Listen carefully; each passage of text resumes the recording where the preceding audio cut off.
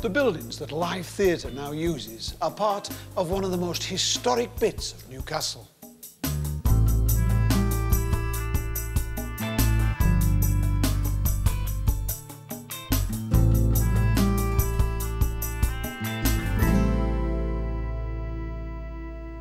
The site, including the parts that are now Live Theatre, has belonged to Trinity House since 1505. And over the centuries since then, the brethren who ran the place gradually created a magical warren of buildings, sneakily hidden up narrow lanes or chairs off the quayside by the River Tyne.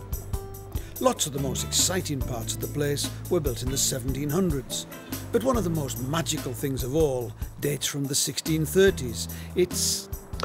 No, I'll show you it in a minute or two, because first I'd like to tell you about how they made the money to build this lovely spot.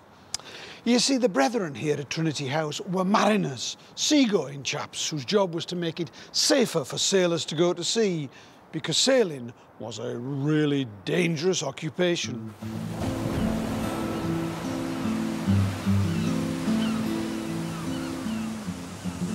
Take the mouth of the Tyne, for example. In the past, this was a really dangerous place.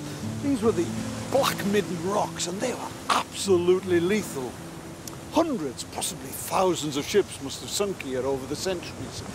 Thousands and thousands of people must have drowned down here. One medieval monk from Tynemouth Priory on the banks of the river wrote, The north wind is always blowing, bringing with it cold and snow and storms. Shipwrecks are frequent. It is a great pity to see the numbed crew, who no power on earth can save, whose vessel, masts swaying and timbers parting, rushes on rock, on reef. No ringed dove, no nightingale here, only grey birds, greedily preying on the bodies of the drowned. So, to make the mouth of the river safer, Trinity House started to put up lights, beacons, and to put in buoys to mark safe channels. And they had the right to appoint pilots to help people in and out of the river. And to help pay for all of this and to make a little profit as well, they had the right to collect taxes on every ship that came in and out of the river. There was primage, which was a tax on the cargo that the ships were carrying, twopence a ton on wine and oil, for example. And lightage. Every English boat had to pay twopence and every foreign boat fourpence for the provision of lights and buoys and beacons to make the river safer. A few twopences and fourpences, it all added up, you know, because by this time there were literally thousands of boats coming up the river to Newcastle every year. By the 17th century, everybody was making money. Well, not everybody, but everybody rich, if you see what I mean. Merchants were coining it in, and all along the quayside they were building posh houses on the proceeds.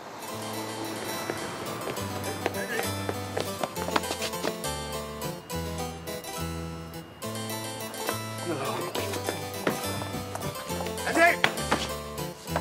Henry!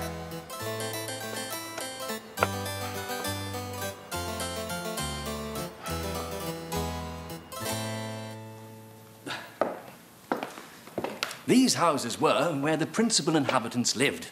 Sir William Blackett, Sir John Marley, Sir Mark Milbank, and the houses of many other gentlemen. Many of the houses were built before window tax was contemplated. The entire front of the dwellings is occupied by widows. The houses within speak magnificence and grandeur, the rooms being very large and stately, and for the most part adorned with curious carving. Sir, it's my turn now.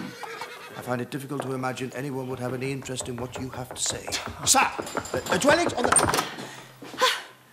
Hello. My name's Celia Fiennes. Oh, hello. I was a famous traveller in England in the 17th century. I rode all over the country.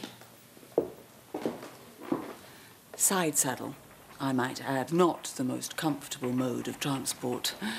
And this is what I wrote about Newcastle in those days. Here we are.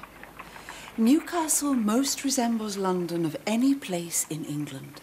Its buildings lofty and large, of brick mostly, or stone. The streets very broad. and handsome.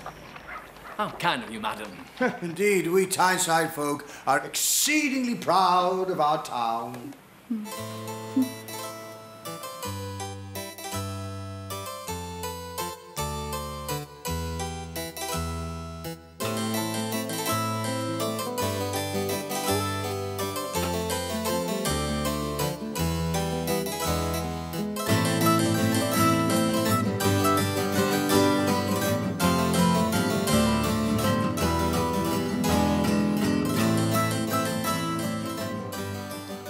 While all of these changes were taking place to the rest of Newcastle, the brethren here at Trinity House, old sea dogs that they were, joined in by making extraordinary changes to their building. It's like walking into the between decks of a ship. You can almost hear the timbers creaking.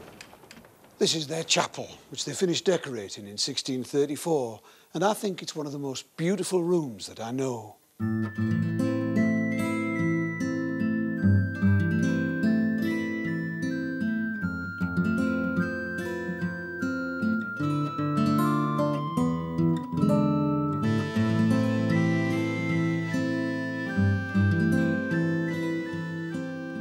But the chapel's just one of the wonderful things to be found in here.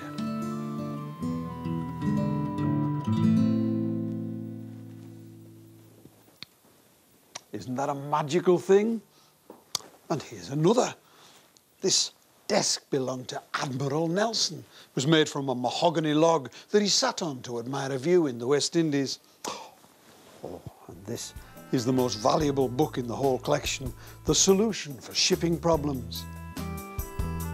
One of the most exciting things about this whole group of buildings is that it's been looked after by people connected with the sea, with far-off places, and over the years it's been filled with strange and exotic things. Hanging from the ceiling there are sharks and all sorts of strange and weird sea creatures. The coat of arms of Trinity House is painted on a turtle shell. And there are ships everywhere. Paintings of ships and model ships too, extraordinary ones. And finally, in this cupboard, a little secret. A little window, just big enough for a telescope. Some people say that before the houses were all around, it was a way for the brethren of Trinity House to peer upriver and see what ships were approaching. It could be true. It would be lovely if it was. And here's the window from the outside. Not many people notice it, but it's part of Live Theatre's buildings and just one of the many things that link us to the wonderful history of this place.